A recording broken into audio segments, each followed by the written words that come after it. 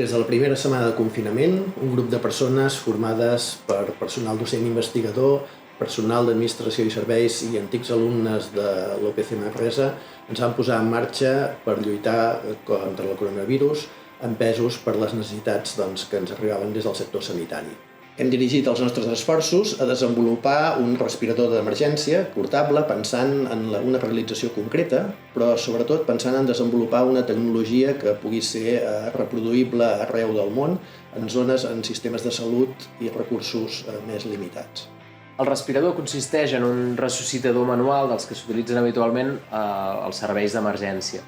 Pel que fa a la part mecànica, hem optat per un sistema extremadament senzill de palanca accionat per un motor petit d'impressora 3D.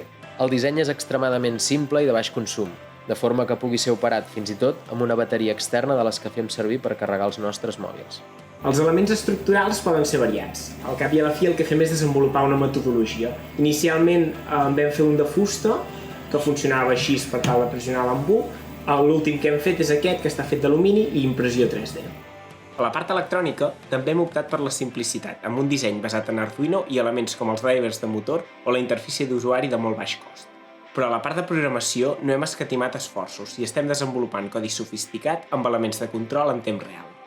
El sistema incorpora sensors que permeten regular el funcionament del ventilador, de forma que s'ajusta en cada moment als paràmetres que el personal sanitari estableix de manera personalitzada per cada un dels pacients.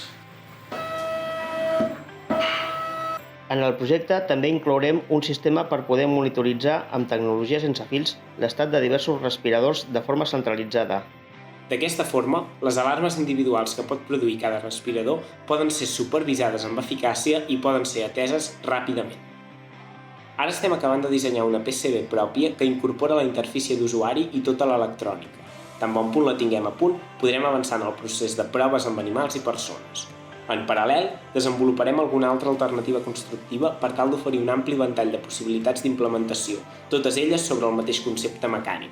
Tot això empès per un grup de PAS, PDI i alumni de l'Escola d'Enginyeria de Manresa amb el suport del CCD de la UPC.